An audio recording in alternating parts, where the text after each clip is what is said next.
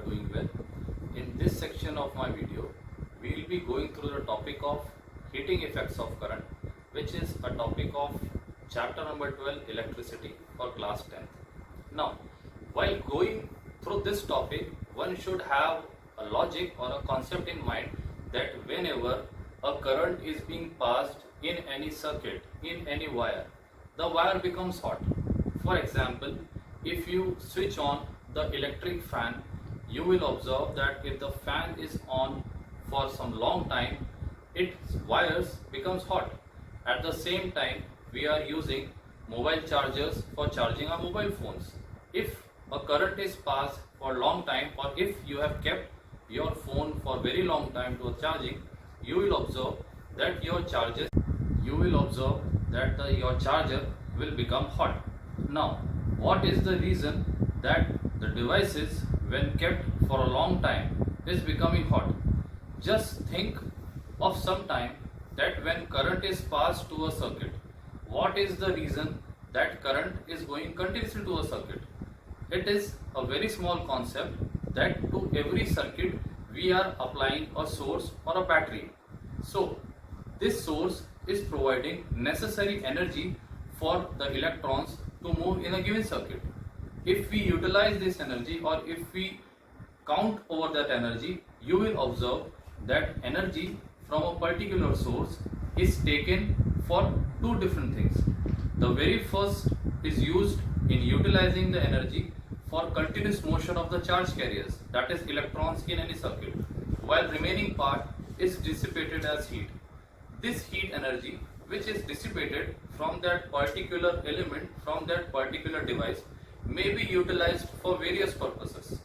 We will study this concept, how we will utilize this effect in the form of energy for using different things. Now, we have just studied that when current is passed into any circuit, some amount of heat energy is being released, and that heat energy is being utilized by us in different ways. If you will consider this circuit, you will observe that we have a battery, a resistor, an ammeter and a voltmeter. Considering the parameters of the circuit, I have provided a battery which is giving continuous energy for the flow of charge, maintaining a current I into the circuit. So let us suppose that I is the magnitude of current which is flowing in the circuit, R is the resistance of circuit, V is the potential difference applied across R. Now, as I have just discussed that if you are applying any source, the energy from this source is utilized in two different things. The first part is utilized in maintaining the motion of charge carriers, while remaining part of the energy is dissipated as heat. So, just go through this. As we had studied in the earlier section, the concept of potential, magnitude of work done in moving a charge cube. Work done can be defined as a product of potential and charge. As we have also studied that potential is simply work done in moving a charge. With the help of this relation, I had calculated the formula for work done as potential multiplied by charge. Now, since we know that this necessary work done is providing a necessary power to the circuit, as power is the rate at which work is done.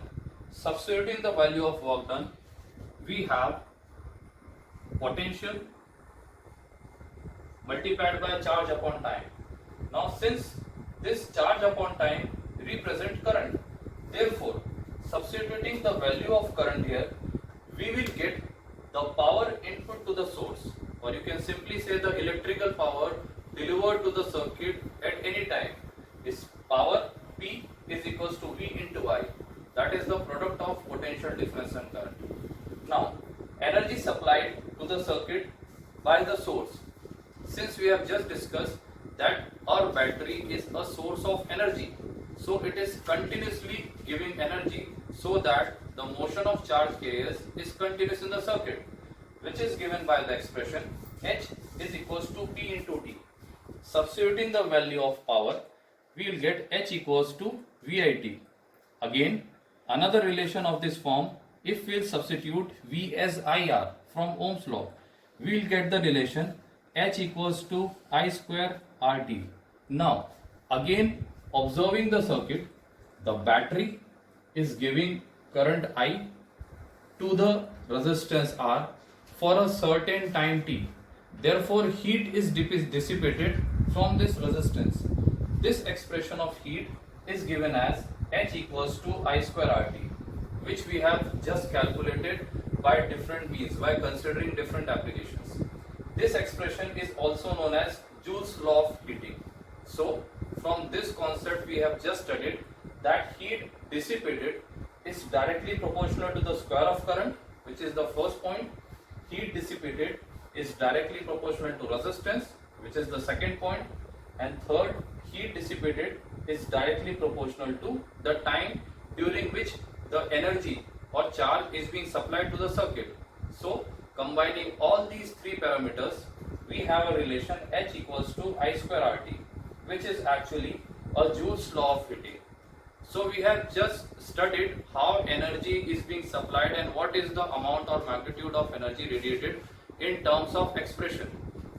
Now speaking about the practical applications of heating effect is that we have many things in our home for different purposes in which we are utilizing this heat for some work. For example, electric iron is used for ironing our clothes. Another very good example is the electric rod. In winter season, we use this electric rod to make the water warm. When current is passed through a long time in this rod, it dissipates a very large amount of heat, and that heat is being passed on to the water, which is used for warming the water. If you have a simple lamp at your home, if you pass an electric current, you will observe that that particular lamp has also become hot, but we cannot utilize the heat energy of that lamp.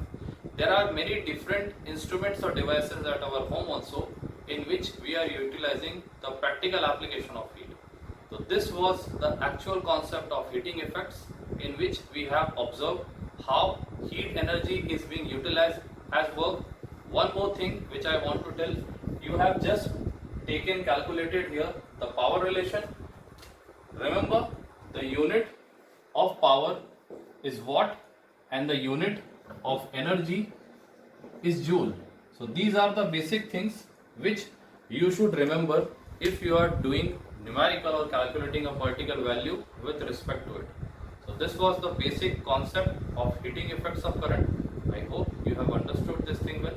Thank you.